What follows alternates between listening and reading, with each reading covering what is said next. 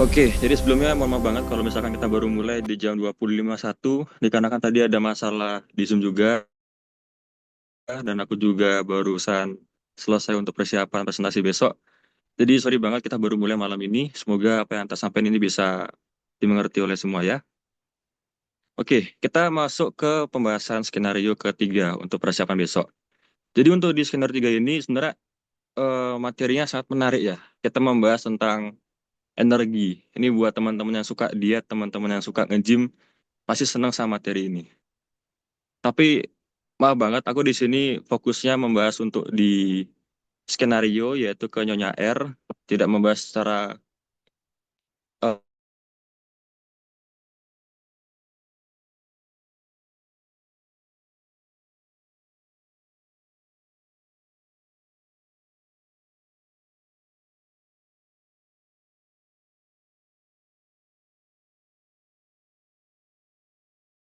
di sini. Jadi Stella, seorang mahasiswa kedokteran yang sedang mengikuti rotasi di Poligizi Puskesmas, bertemu dengan Nyonya R yang berusia 32 tahun.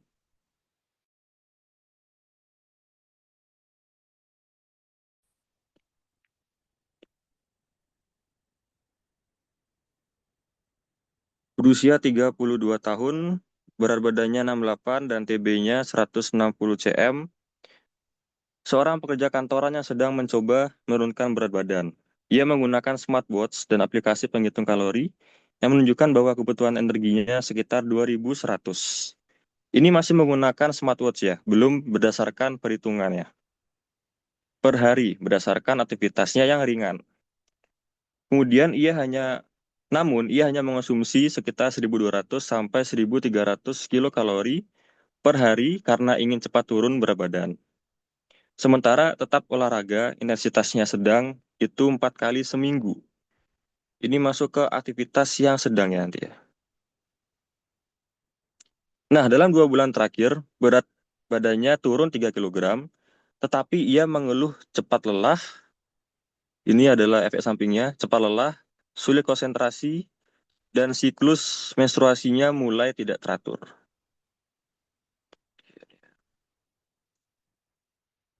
Stella teringat salah satu konsep yang pernah dipelajarinya, yakni konsep e-budgeting. Konsep ini membahas bagaimana tubuh mengalokasikan energi yang tersedia untuk berbagai fungsi. Dalam benaknya muncul pertanyaan, apakah defisit energi yang terlalu besar dapat menyebabkan tubuh melakukan kompensasi, misalnya penurunan resting energi, expenditure, atau gangguan fungsi fisiologis tertentu.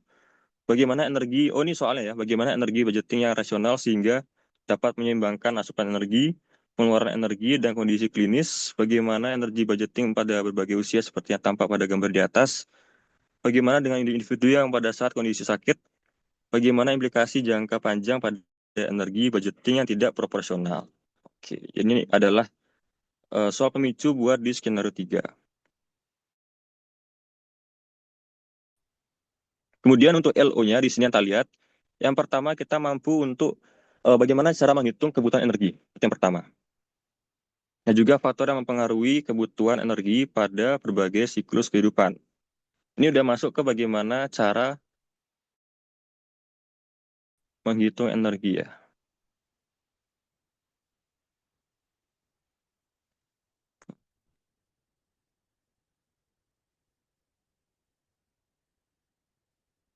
Yang kedua, mahasiswa mampu menjelaskan konsep pengeluaran energi atau energi expenditure untuk metabolisme basal.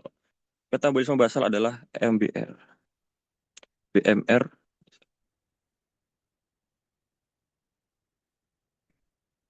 Aktivitas dan dalam kondisi yang sakit. Yang ketiga, mahasiswa mampu menjelaskan kebutuhan zat gizi khusus pada berbagai siklus kehidupan.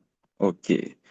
Untuk LO di senior 3 ini nggak terlalu banyak, jadi untuk PPT yang tak susun juga ini PPT yang cukup pendek, nggak sepanjang PPT anatomi kemarin. Jadi untuk yang di skenario besok ini cukup simpel ya, kita nggak terlalu bahas yang seperti peran zat gizi di skenario 2 kemarin, tapi kita lebih ke fokus ke penghitungan kebutuhan energi. Gitu. Nah, di sini ada beberapa. kata-kata yang tidak familiar. Aku udah kelompokin di sini ada tiga, tak temuin. Yang pertama adalah RII. Ini juga kurang lebih sama seperti BMR atau BMR. Nah, jadi BMR ini atau RII adalah jumlah kalori minimal yang dibakar tubuh dalam 24 jam untuk mempertahankan fungsi dasar kehidupan saat fase istirahat. Jadi ini adalah eh, energi yang kita harus eh, siapkan. Jadi kalau misalkan kita tidak bisa mencapai energi buat BMR ini atau RII, nanti bahkan ada masalah fisiologis yang terjadi. Jadi kita tidak boleh sampai kekurangan energi untuk BMR ini. Itu ya. Kemudian yang kedua ada energi budgeting. Seperti katanya ya, ini adalah budgeting, berarti kita adalah budget itu adalah kita bisa menyediakan, kita bisa mengelompokkan energi untuk ke apa-apa aja gitu loh. Jadi proses di mana tubuh mengalokasikan energi yang tersedia dari asupan dan simpanan ke berbagai komponen pengeluaran energi dalam skala prioritas untuk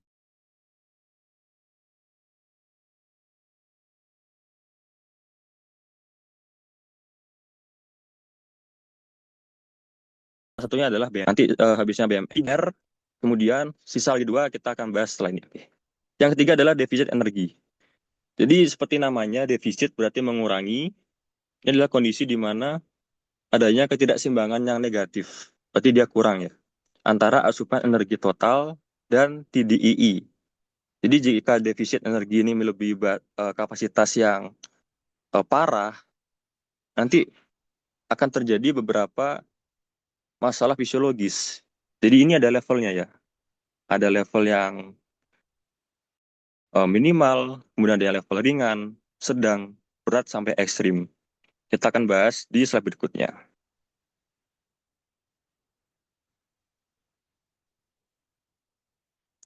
Oke, jadi yang perlu kalian mengerti di skenario ini itu membahas tentang TDEE ya, atau Total Daily Energy Expenditure. Jadi eh, berapa sih energi yang kita butuhkan dalam sehari-hari, gitu ya. Di sini aku bahas pakai 5 W1H. eh Tidak 5 W1H, tapi ada watt. Yang pertama apa itu TDEE, kemudian eh, mengapa ini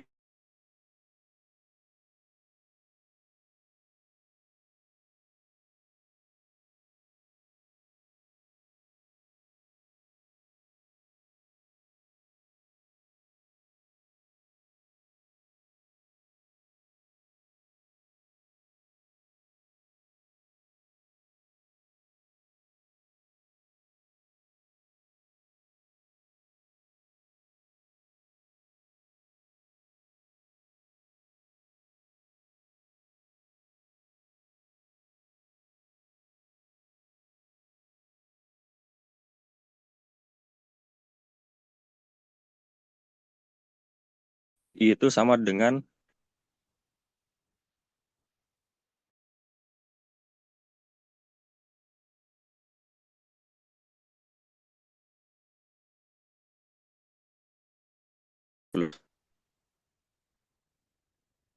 kita sudah tahu kalau misalkan RI itu adalah sama seperti BMR ya. Ini adalah BMR.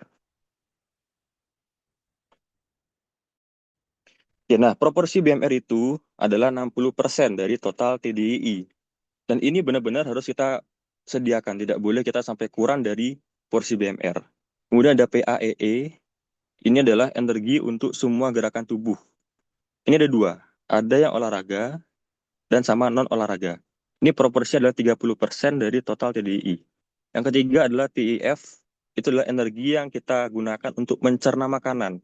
Mencerna, untuk menyerap, dan juga untuk penyimpanan zat gizi.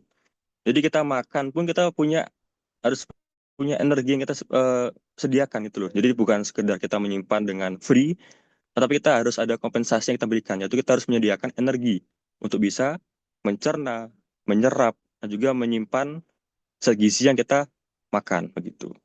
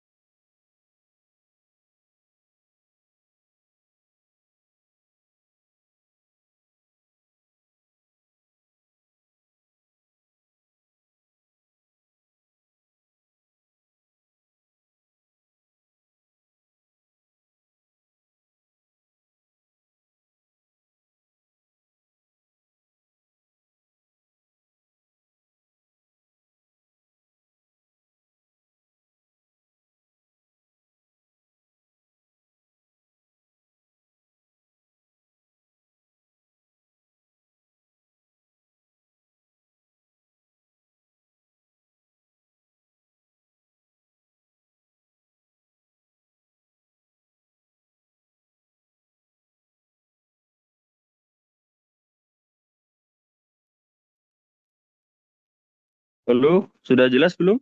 Aduh, ada masalah koneksi ya? Oke, udah jelas ya. Bentar ya, tak pindah ke kota bentar biar nggak ada masalah koneksi.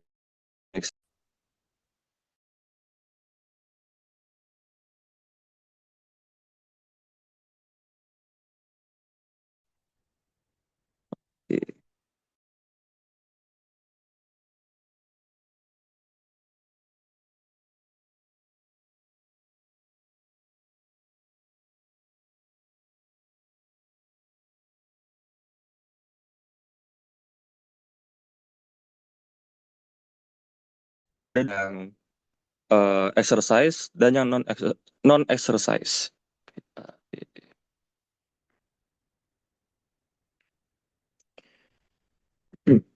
Ini yang non exercise itu seperti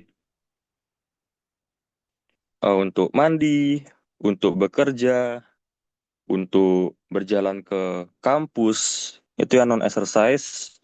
Nah, untuk yang exercise itu seperti kita olahraga, ini exercise ya. Ini masuk ke PAE juga. Dan juga ada yang other, itu seperti kita eh, gerak-gerak tanpa sadar ya, pergerakan yang tanpa sadar, dan juga untuk ke tonus otot, berarti itu ke postur tubuh. Itu juga masuk ke dalam kategori kelompok yang PAEE, masuk ke PAEE. Nah, yang ketiga tadi ini adalah 60% ya. Sebenarnya yang angkanya adalah di buku itu 60 sampai 75%. Kalau yang PAEE itu 30% tadi, untuk yang di TEF atau Thermic Effect of Food itu adalah 10% tadi.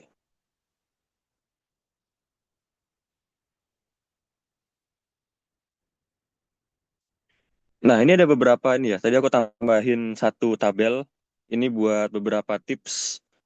eh, eh, Kapan sih kita membakar lemak pada saat kita beraktivitas dan kapan kita menggunakan atau membakar karbohidrat ketika aktivitas. Jadi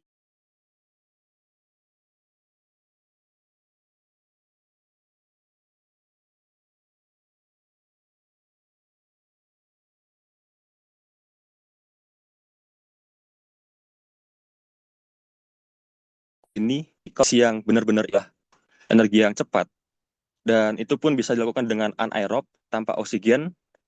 Berarti kita dalam kondisi yang misalkan kita tersengal-sengal ya, kita sedang sprint lari cepat, kita ngos-ngosan, berarti kita membutuhkan pembakaran energi yang cepat dan juga yang anaerob kan. Nah, berarti itu akan menggunakan lebih ke karbohidrat dibandingkan lemak. Ini ya.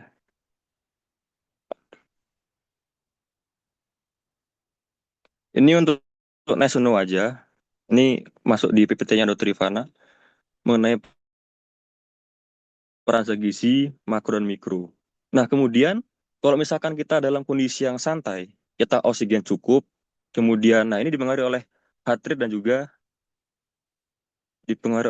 rate dan juga oksigen. Oksigen. Nah, kalau kita dalam kondisi yang santai, kita oksigen cukup, kemudian HR juga eh, 120,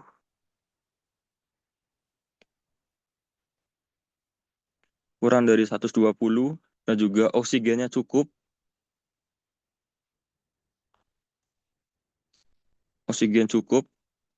Jadi akhirnya kan kita ngerti nih, kita paham nih. Kalau kita dalam kondisi yang santai, tidak yang kita buru-buru membutuhkan energi yang cepat. Nah, itu baru menggunakan lemak untuk dibakar. Jadi karbonya tidak perlu digunakan terlalu banyak gitu. Nah, kalau yang ini ada juga yang level moderate di tengah-tengahnya. Dia berarti seimbang antara karbohidrat dan juga pembakaran lemaknya. Gitu ya. Ini kalau kondisinya HR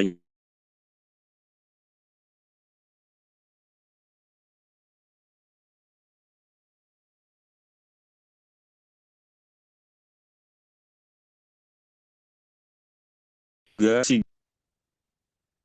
Oke. Next kita membahas mengapa kita perlu mempelajari TDI. Yang pertama tujuan adalah untuk menentukan kebutuhan energi harian. Ini buat orang-orang yang ingin, mungkin dia gemuk, dia pengen ngurangi berat badan, atau dia lagi pengen surplus kalori. Nah, itu penting kita pelajari TDI ini, meliputi apa itu unsur-unsurnya, apa aja komponennya, kemudian bagaimana cara menghitungnya. Nah, kemudian untuk mencegah defisit yang berlebihan. Jadi kita kalau nggak tahu nih berapa energi kita secara keseluruhan dan berapa sih yang kita harus konsumsi untuk kita pengen, misalnya nih, aku adalah orang yang gemuk dan aku pengen defisit. Nah, kira-kira berapa sih energi asupanku secara harian totalnya dan aku harus mengurangi makan tuh seberapa banyak.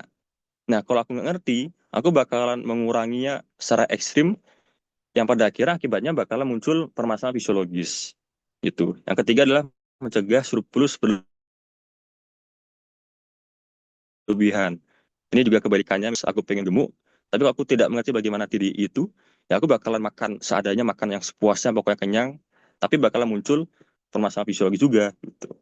Yang keempat, menyesuaikan dengan kondisi khusus. Ini misalnya kalau kalian ada sedang sakit, nah itu kebutuhan juga bakalan berbeda. Yang kelima, evaluasi keberhasilan intervensi gizi. Jadi setelah kita sudah mencoba misalkan defisit atau surplus, kira-kira aku sudah berhasil nggak? Kemudian bagaimana cara hitung TDI? Jadi di sini dari yang di PPT-nya Dr. Desi mengenai kebutuhan energi, itu aku ngambil tiga. Tiga untuk rumus menghitung BMR. Ada Harris Benedict, Mifflin, dan juga rumus Schofield. Schofield. Nah, ini untuk yang rumus untuk penghitungan BMR yang metode praktis ya. Ada dua, metode ilmiah sama metode praktis.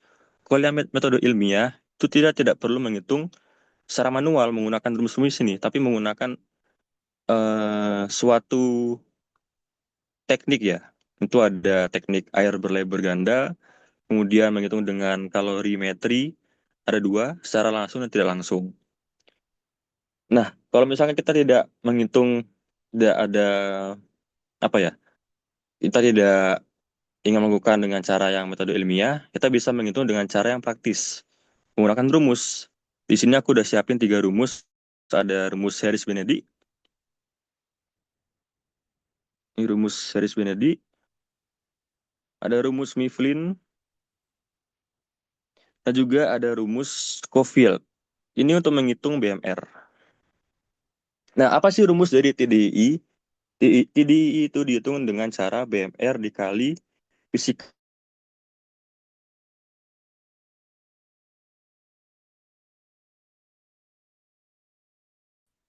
physical activity.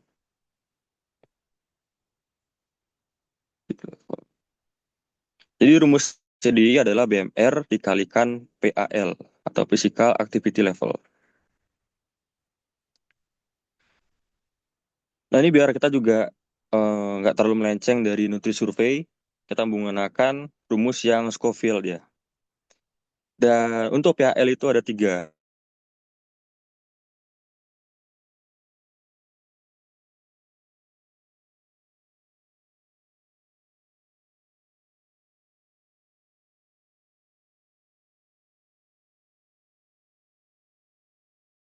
5% waktu dia berdiri, dan kalau laki-laki dia 1,56, kalau perempuan dia 1,55. Kalau yang sedang, itu 25% waktu digunakan untuk duduk atau berdiri, 75% waktu digunakan untuk aktivitas pekerjaan tertentu. Nah, Nyonya R itu dia, tadi kan dia pekerja kantoran, tetapi dia melakukan olahraga 4 kali per minggu. Nah, kemungkinan besarku, aku menganggap Nyonya R itu masuk ke kebutuhan PAL yang itu yang sedang. Pasti nanti aku bakal menghitung dengan rumus pakai yang ini ya, 1,70. Tuh. Ada juga yang kelompok yang berat, itu 40% waktu digunakan untuk duduk atau berdiri. 60. Tuh.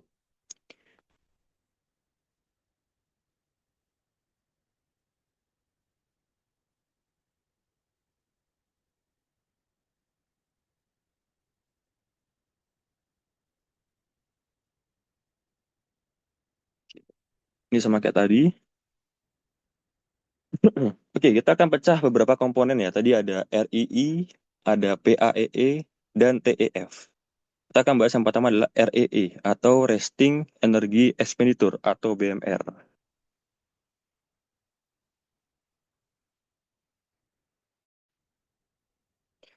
Nah, BMR itu dari yang kita bisa bagi lagi, itu ada Sleeping Energy Expenditure, dia proporsinya 90 hingga 95%, dan juga arousal.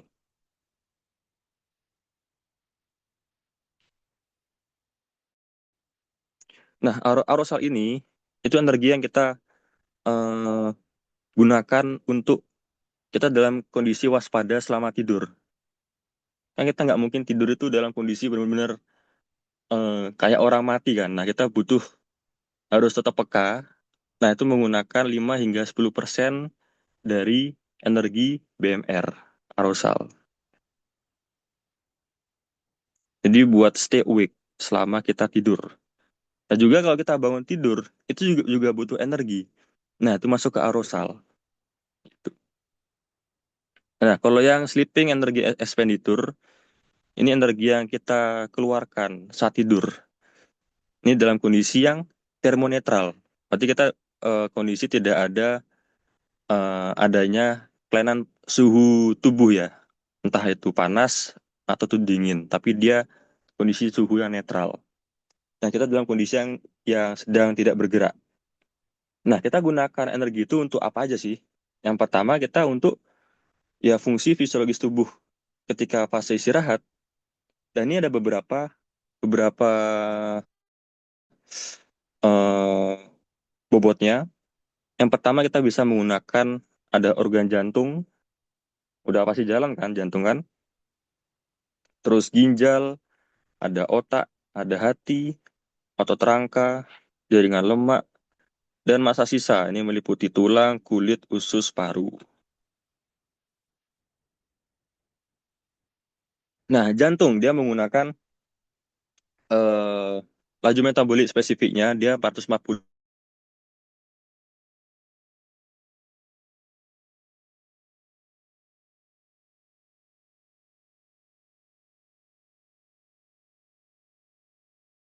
dari dia memakan 8,6%.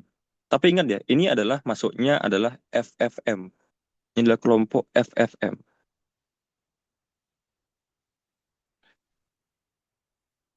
Ada FFM dan ada FM.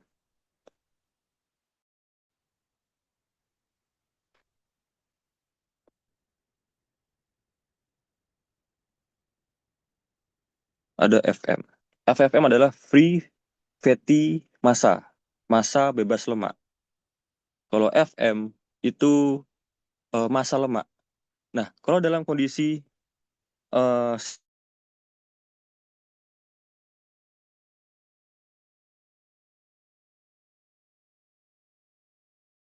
segi F ini mendominasi sekitar 86% dari 95% ini. Nah, sisa F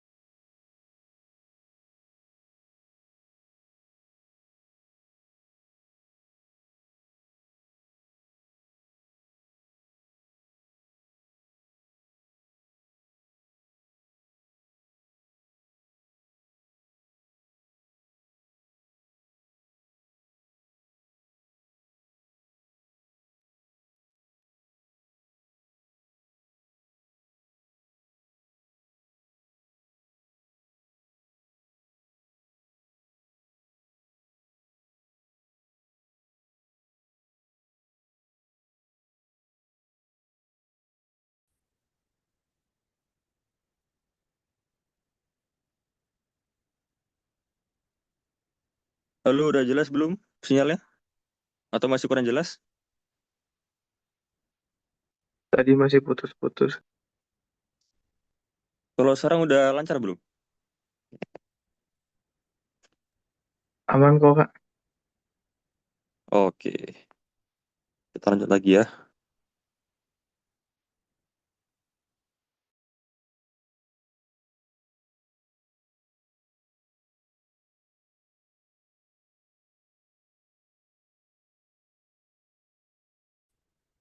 Ya, tadi sampai ginjal 50,1 menggunakan 17,6%, muskuloskeletal menggunakan 21,7%, lemak menggunakan 5,6%, kemudian massa sisa tulang, kulit, usus, paru menggunakan 18,4% dari sekitar kurang lebih ya, itu 86%.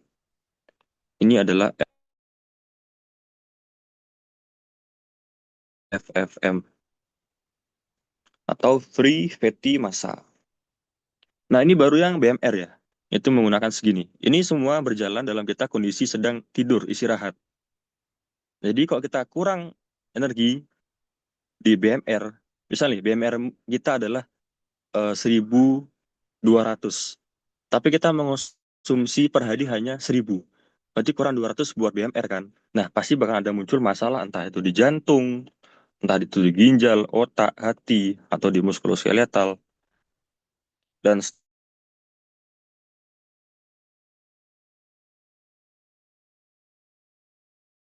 gitu. Jadi kita tidak, ini adalah batas kita yang tidak boleh kita sampai lewat dari segitu gitu. Oke. Nah, next adalah PAEE atau Physical Activity Energy Expenditure. Itu kita pecah lagi. Nah, ini aku udah buatin tabel, kita biar mudah mengerti karena dari jurnal yang tak baca tuh benar-benar dari bentuk paragraf ya. Jadi biar nggak susah, kita buatin tabel. Di sini kita dipecah lagi subkomponennya. Kalau kita tekan total TDI itu terdiri dari BMR, terus NEAT, terus EAT atau eh, exercise activity eh, termo dan sama TEF. Nah, tapi kita di sini menggunakan istilah BMR, PAEE sama TEF.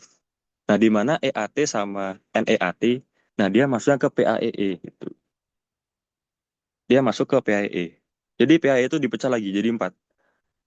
Ada yang dia EAT, nah ini adalah EAT. Kalau teman-teman udah pernah dengar penjelasan mungkin dari dosen atau dari teman-temanmu yang masuk ke dia nge-gym, pasti dia ngerti nih tentang gini-gini. Ini adalah EAT, EAT to exercise. Nah, ini NEAT,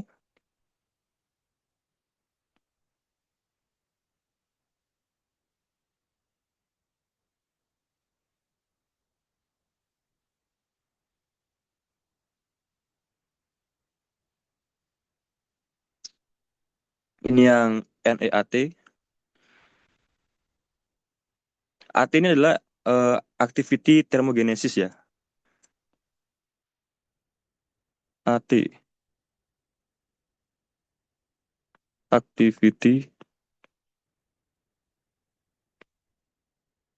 thermogenesis. Jadi NEAT adalah non-exercise activity thermogenesis. EAT, exercise activity thermogenesis. Kemudian ada goal-oriented activities dan aktivitas yang lainnya. Nah, definisinya untuk EAT itu adalah aktivitas fisik yang terencana. Itu seperti kita nge-gym, kita lari, terus pilates, kemudian senam. Kita sudah benar-benar rencanakan akan melakukan fisik ini untuk meningkatkan kebugaran. Ini adalah maksudnya ke EAT, exercise. Nah, kalau yang non-exercise, berarti semua aktivitas fisik yang kecuali olahraga, yang kecuali yang non-terstruktur, seperti kita sedang gerak-gerak tangan yang tanpa sadar, kemudian menjaga postur.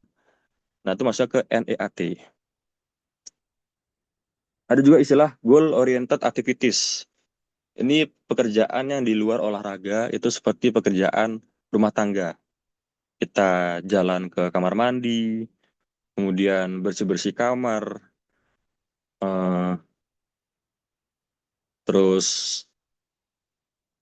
pergerakan dari duduk ke berdiri. Nah, itu masuk ke goal oriented activities. Sama aktivitas yang di luar semua ini, yang tanpa sadar, seperti kita merasa gelisah. Ini kalau lebih sama seperti need ya, nih ya. Dan juga menjaga postur. Ini yang dia tanpa sadar.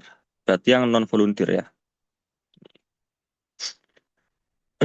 Nah, yang ketiga ada istilah TEF atau Thermic Effect of Food.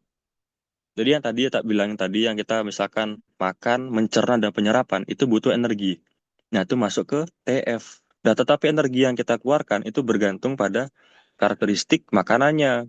Kemudian bagaimana cara kita memakannya. Kan ada kan makanan yang kita konsumsi dengan cara dikunyah lama. Kemudian juga ada yang termasuk aktivasi dari sistem saraf simpatis dan parasimpatis. Biasanya kalau yang simpatis ini eh, itu pada saat kita eh, ada termogenesis.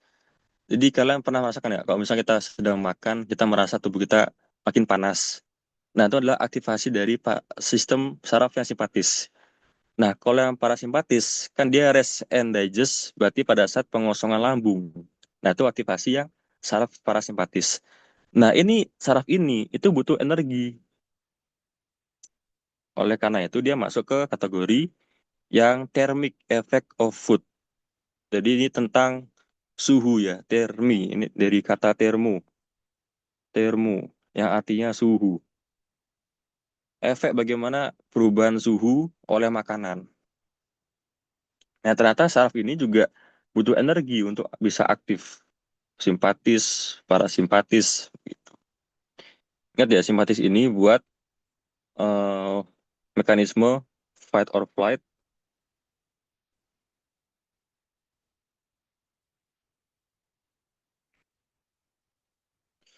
Kalau yang parasimpatis itu rest and digest.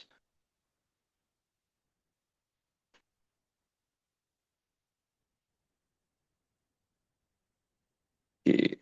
Nah, ada lagi tambahan yang namanya adalah termoregulasi. Kan tadi kita sudah membahas ini semua, PAEE, kemudian TEF, dan BMR, itu dalam kondisi suhu yang netral. Nah, tetapi kalau misalkan dia dalam kondisi suhu yang tidak netral, dia bakalan nambah lagi komponen yang kita harus kuatkan energinya, itu dari termoregulasi.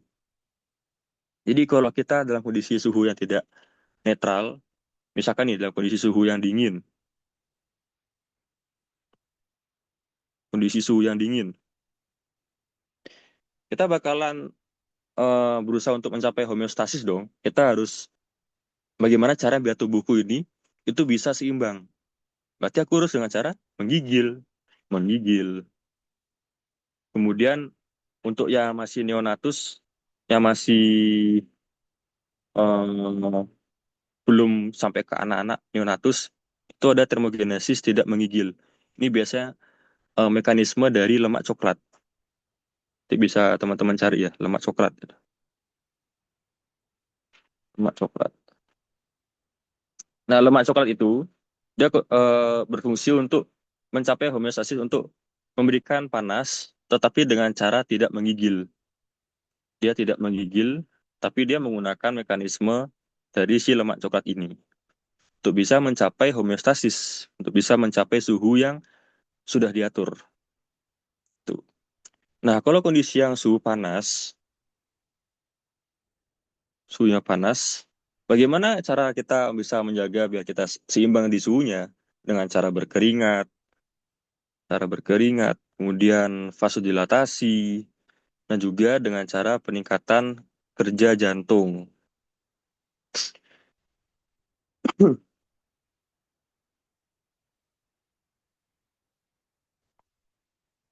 Nah, kalau dia dalam kondisi termonetral, suhunya tidak dingin, tidak panas, berarti si termoregulasi ini dia tidak akan ikut serta ke TDII gitu ya. Jadi termoregulasi dia bakalan ikut serta kalau kondisi suhu kita itu tidak homeostasis, tidak netral, entah dingin atau dia panas. Nah, dampaknya untuk yang suhu dingin itu yang paling besar meningkatkan TDI karena ini ya, karena si menggigil ini benar-benar memakan banyak energi. Untuk bergetar masuk tuh betul-betul banyak energi. Kemudian suhu panas dia meningkatkan TDI tapi tidak meningkat secara sebesar yang suhu dingin. Dia meningkat sedikit dan kalau dia kondisi suhunya netral, tidak akan bisa terjadi termoregulasi ini gitu. Nanti TDI tidak akan bertambah. Oke, kita masuk ke interpretasi dari kondisi Nyonya R.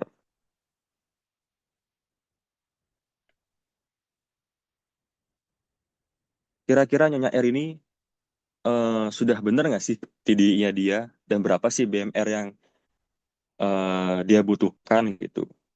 Kita coba hitung bareng-bareng ya. Oke, pertama kita bisa lihat dari skenario, diketahui pertama usianya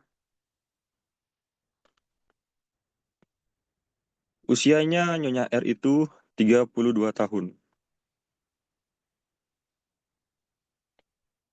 Kemudian BB itu 68 kilogram.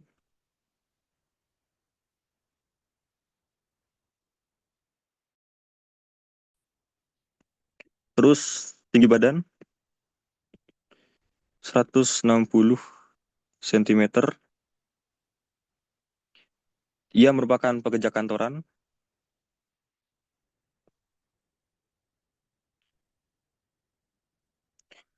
dan dia melakukan olahraga dengan intensitas sedang 4 kali seminggu. Olga 4 kali per minggu.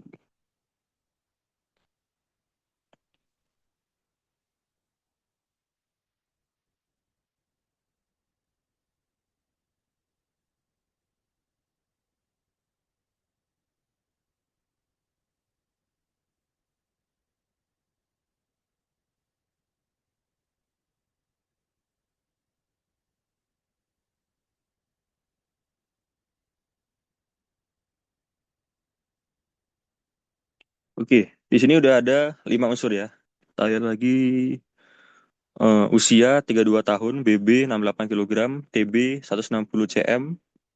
Kemudian kita harus tahu BMI. Nah, BMI dari Nyonya R ini berapa sih BMI-nya? Berarti 68 per 160 kuadrat. 1,60 ya, 1,60 kuadrat. Itu dapatnya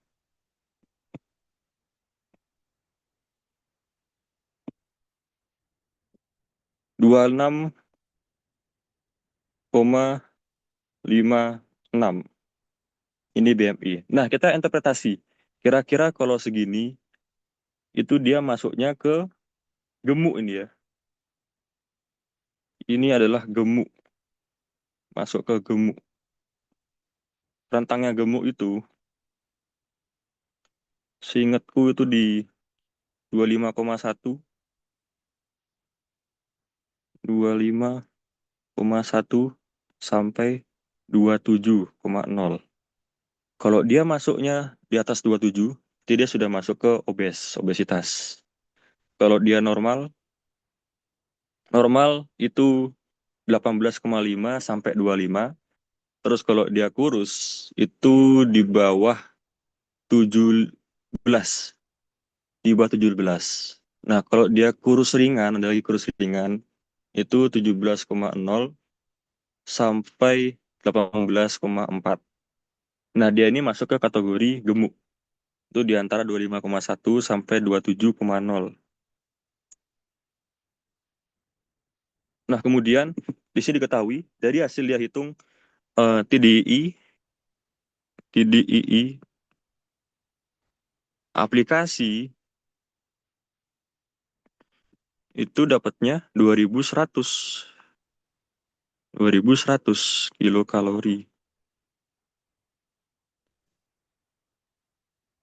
Dan untuk PAL dari Nyonya L ini, termasuk tadi ke sedang, berarti pakai yang 1,70. Ini sedang ya. Nah, ia mengonsumsi defisitnya dia,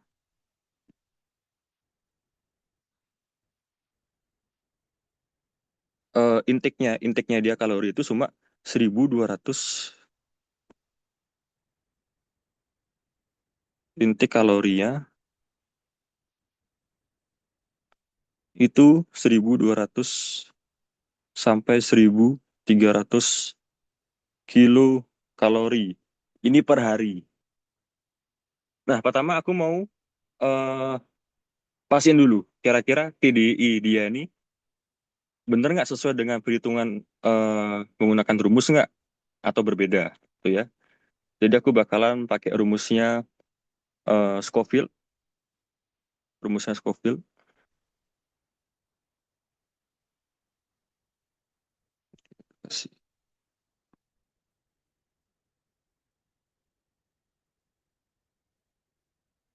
Oke, kita bakalan coba cek ya, apakah TDI aplikasi dengan rumus apakah sama atau beda. Ini aku bakalan pakai rumusnya Scoville.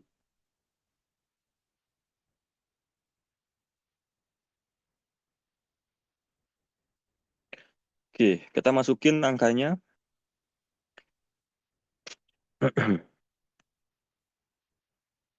8,126 dikalikan berat badannya yaitu 68 ditambah 845,6, itu dapat hasilnya 8,126 kali 68 itu 552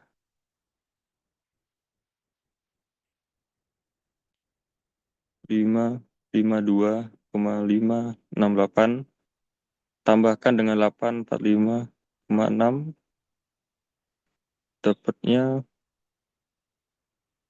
1.398. Ini adalah BMR ya, ini ya. Ini BMR. Nah, tadi rumus TDI adalah BMR dikalikan PAL. Berarti kita interpretasi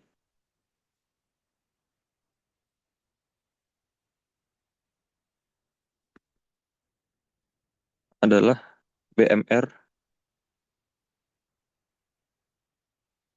dikalikan PAL. Berarti 1.398 dikali 1,70.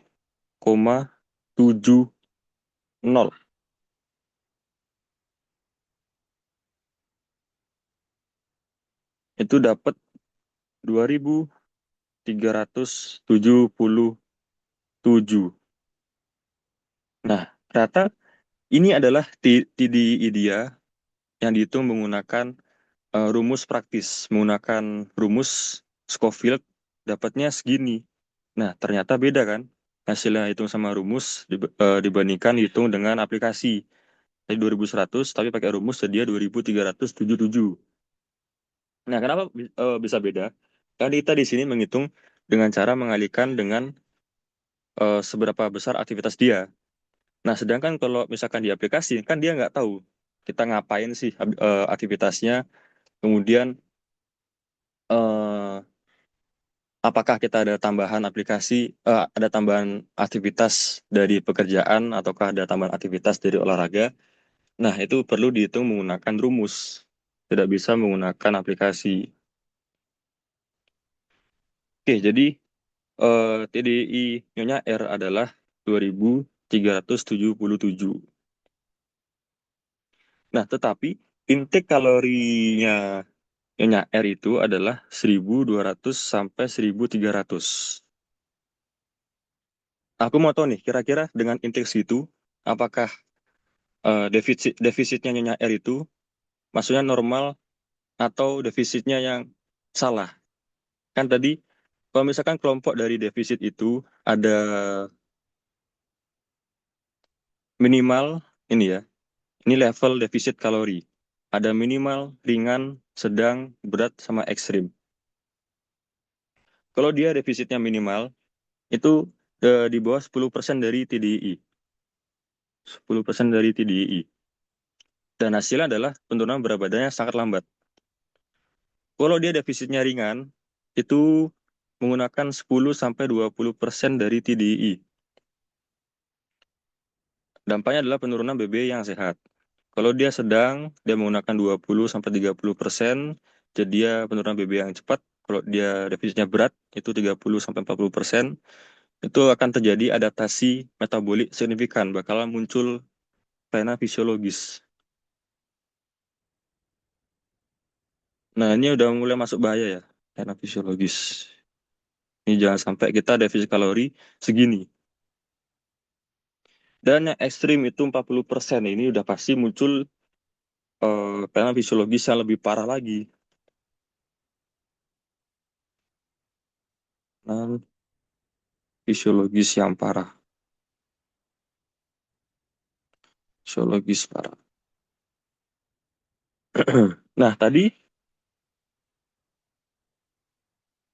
intake kilokalorinya 1.200. Kita ambil yang angka kecil ya, 1.200. 1.200. 2.377 dikurangi 1.200. 1.177. Ini dia masuknya adalah lebih dari 40%.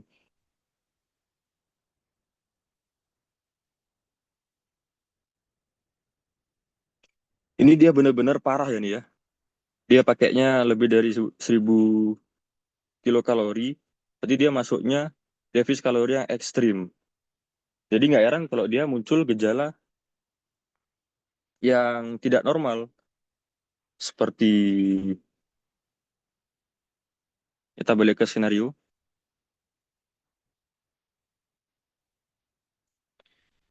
Itulah kenapa dia muncul gejala-gejala yang abnormal. Seperti cepat lelah. Ini cepat lelah. Kemudian sulit konsentrasi. Siklus menstruasinya tidak teratur. Karena dia defisit kalorinya itu ekstrim. Terlalu eh, parah gitu. Jadi ini salah. Tidak boleh segini. Yang normal berapa? Yang normal itu kira-kira kita pakai yang defisit kalori yang sedang atau ringan.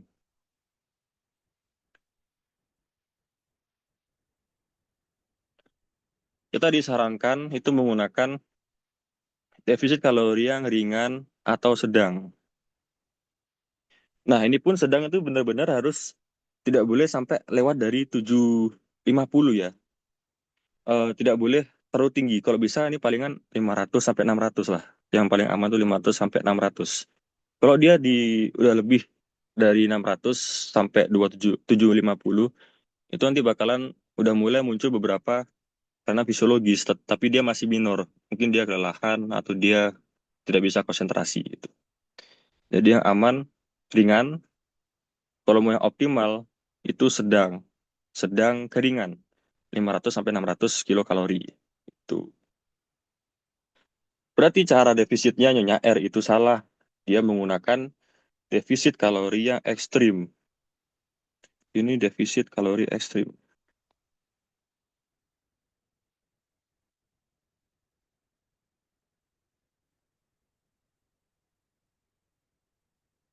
Oke. Oleh sebab itu, dia muncul gejala-gejala seperti kelelahan, kemudian tadi sulit konsentrasi,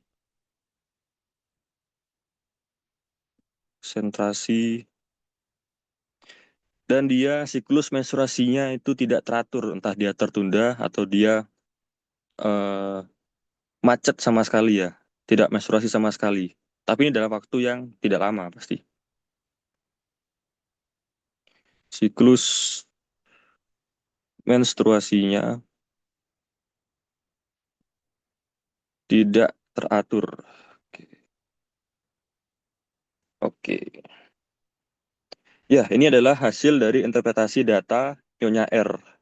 Tadi BMI-nya adalah 1398, terus TDI-nya 2377, dan dia menggunakan teknik defisit kalori yang ekstrim. Ini benar-benar berbahaya nih, berbahaya.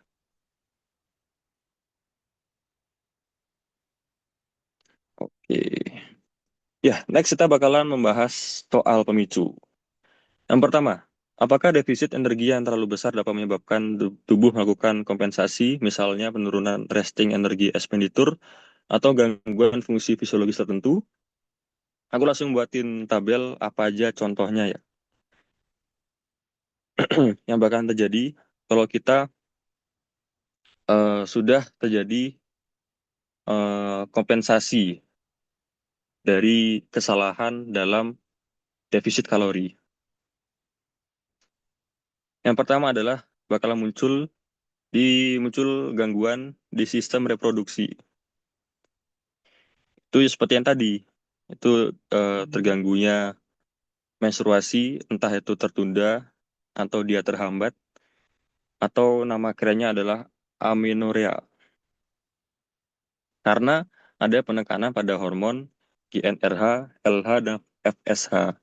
Nah, pada akhirnya dia bakalan terjadi anovulasi. Tidak bisa ovulasi ya. Karena tidak terjadinya menstruasi. Gitu. Yang kedua ada masalah pada sistem metabolisme tulang. Contohnya seperti osteopenia, osteoporosis. Jadi kalau kita kurang mengonsumsi terutama kalsium, jadi kan dia bakalan tidak ada yang diresorpsi tulang lagi ya. Tidak ada yang menggantikan struktur tulang yang baru. Lama-kelamaan dia bakalan osteoporosis gitu. Kemudian imunitas sudah jelas bakalan meningkatkan resiko infeksi dikarenakan penurunan produksi sel imun. Kemudian sistem kognitif, kita bakalan sulit konsentrasi, bakalan mudah depresi, permasalahan pada mental, ya juga penurunan neurotransmitter. Neurotransmitter ini berawal dari protein. Ini adalah protein. Jadi kalau kita kurang mengonsumsi protein, berarti ya bakalan terjadi penurunan neurotransmitter. Kemudian masalah muskuloskeletal, bakalan terjadi kelemahan otot. Karena mekanisme gluconeogenesis. Ini aku harap kan sudah paham ya. Glikolisis, gluconeogenesis. Jadi kalau misalkan kita dalam kondisi benar-benar tidak adanya eh, karbohidrat, glukosa yang cukup, kita bakalan memecah asam amino untuk menjadi glukosa.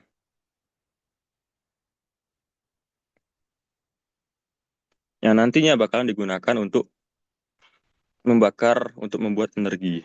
Gitu. Ini biasa terjadi kalau orang itu puasa tambah aktivitasnya tasnya berat.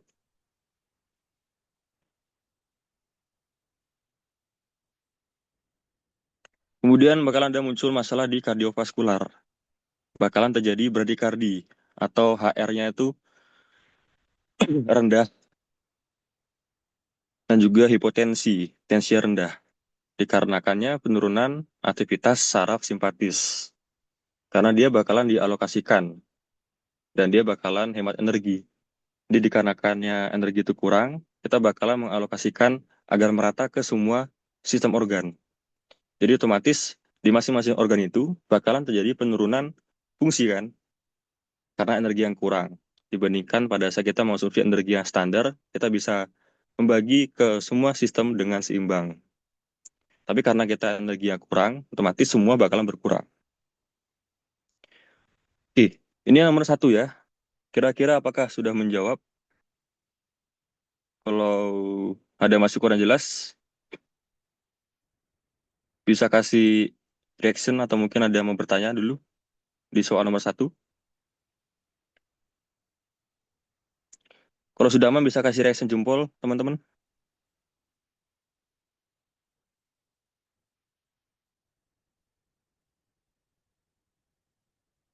Halo, sudah aman kah? Atau masih belum aman?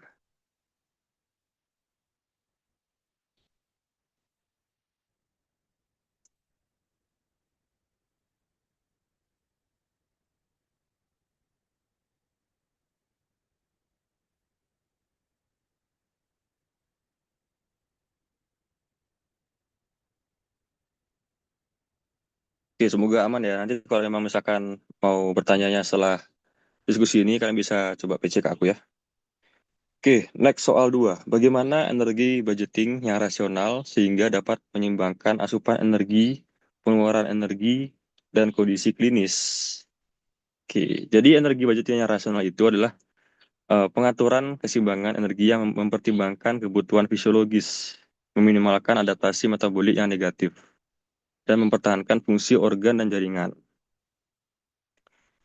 Jadi ini yang tadi ya, kita benar-benar defisit. Kita di sini membahas tentang defisit kalori.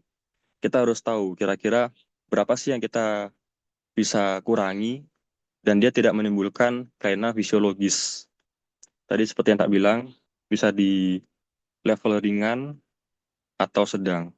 Ringan kalau misalkan tidak berani terlalu beresiko, dan sedang kalau memang maunya optimal dalam penurunan BB. Dan kalau misalkan dia berat dan ekstrim, ini sudah pasti berbahaya. Dia bakalan menimbulkan kelainan fisiologis pada tubuh.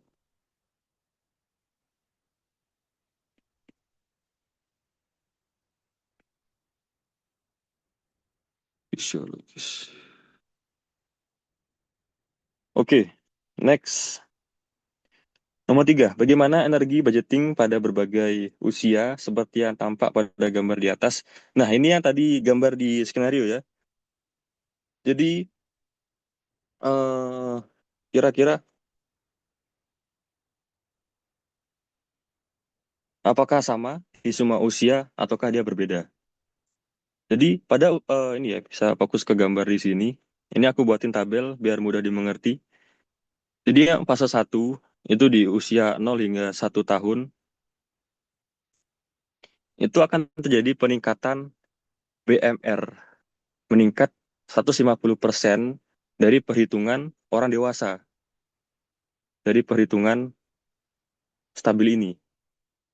Paham nggak? Jadi misalnya, kalau BMR yang tadi adalah 1.300, ini perhitungannya orang dewasa.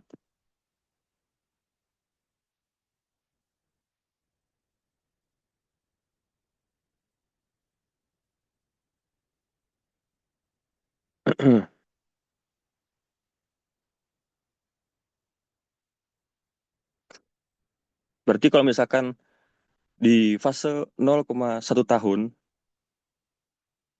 kita kalikan dia 1,5. Dapatnya 1.950. Nah, berarti ini adalah BMR-nya di usia 0 hingga 1 tahun gitu. Jadi dia 150% lebih tinggi dibandingkan fase stabil, yaitu di angka 100%.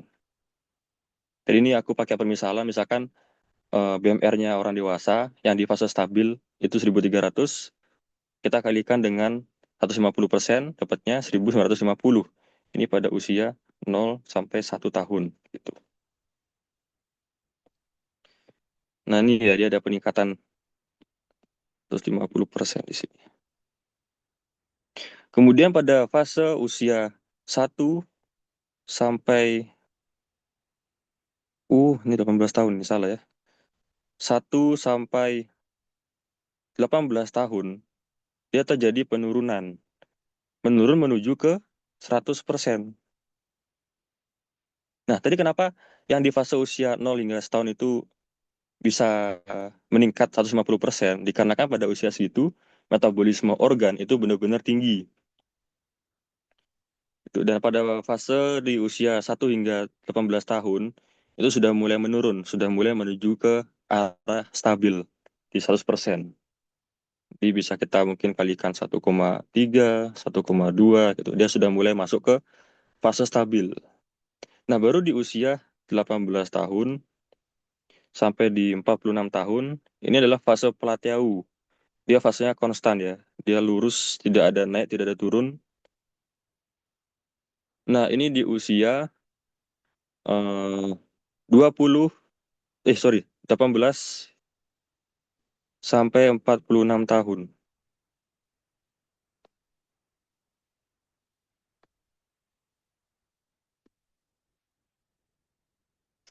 Nah, tadi yang di fase 2 ini di usia 1 sampai 18 tahun. Sorry ya, kok bisa 20 tahun ini. Nah, nanti baru setelah di usia di atas 46 tahun, dia bakalan mulai menurun. Kurang lebih sekitar 0,45% itu per tahun. Tuh, dari usia 46 sampai seterusnya. Karena ya semakin tua, kita bakalan eh, memerlukan energi yang lebih rendah dibandingkan usia-usia di bawah 46 tahun. Dikarenakan dia sudah mulai rendah, berarti metabolisme sudah mulai menurun, dan kebutuhan dia otomatis juga bakalan menurun. Itu. Nah, tadi berarti Nyonya R itu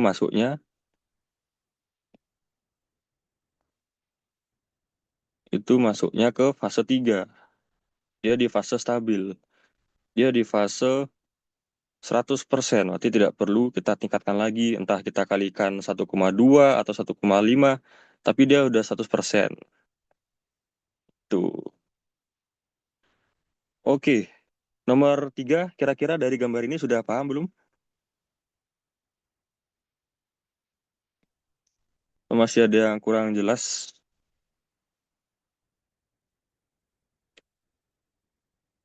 Nah, ini untuk porsinya ya, metabolismenya itu untuk fisiologis otak, jantung, untuk otot.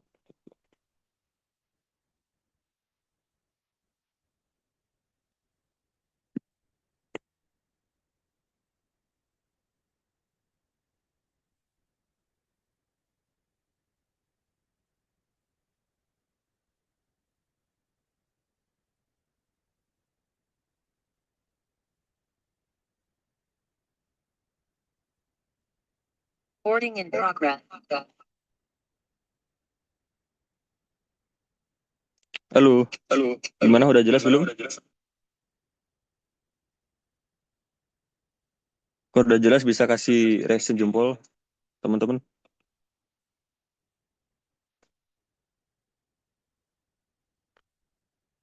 Oke, next ke soal nomor 4.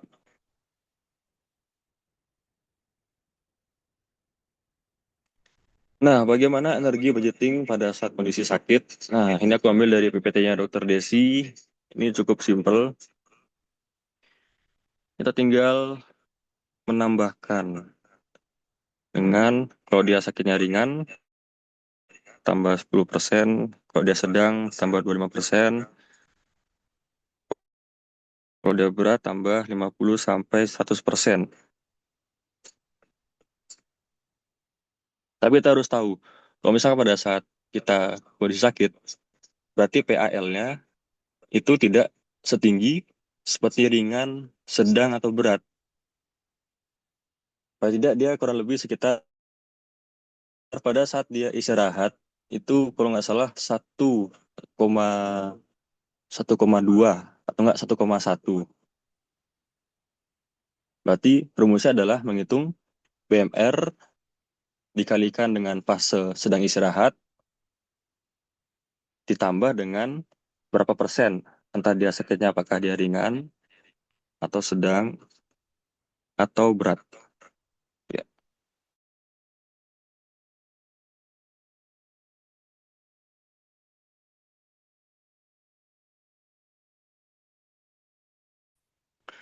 Oke,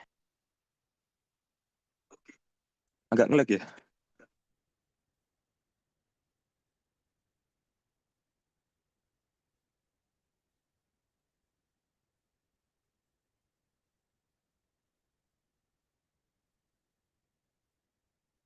Oh sorry guys, ada nomor 5 ya.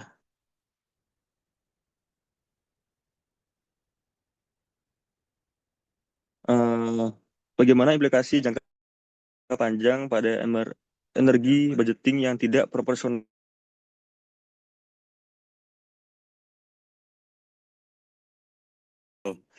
Ini kurang lebih sistem imunitas pada kognitifnya, kemudian muskuloskeletal, kardiovaskular, integumen.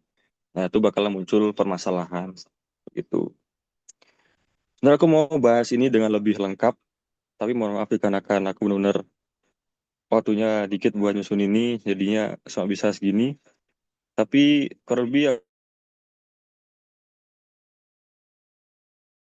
aku ngiranya untuk segini tinggal besok gitu.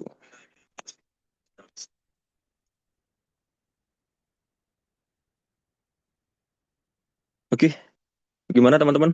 Apakah ada pertanyaan atau sudah jelas?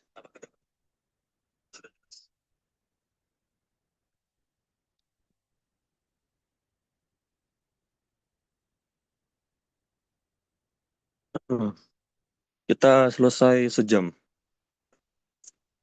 lebih dikit.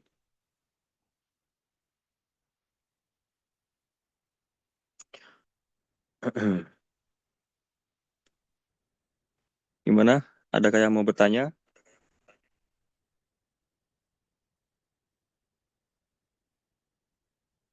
Oh ya, ada yang tahu belum? Sokanya yang di tahun ini sekarang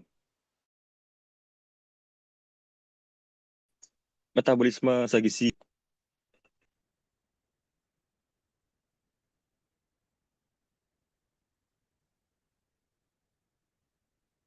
Udah pada tahu belum? Skenario sokanya yang tahun ini apakah zat gizi metabolisme gizi makro atau mikro? Atau belum tahu? Soalnya dari tahun ke tahun itu dia selang-seling biasanya. Yang di angkatan 23 itu sokanya metabolisme gizi mikro. Nah, kalau yang di angkatanku kemarin itu metabolisme protein, lemak, karbohidrat. Nah, aku nggak tahu ya. Kalau misalkan dia polanya sama, kemungkinan di tahun kalian itu metabolisme gizi yang mikro. Udah ada info belum? Atau belum ada info?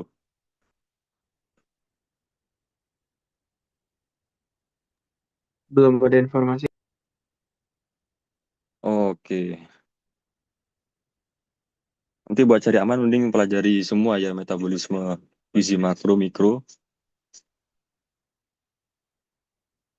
Kemarin udah dibahas di skenario 2, tapi aku yakin itu masih kurang ya. Jadi kalian bisa pelajari lagi di PPT dosen. Oke, untuk skenario 3, apakah sudah aman teman-teman?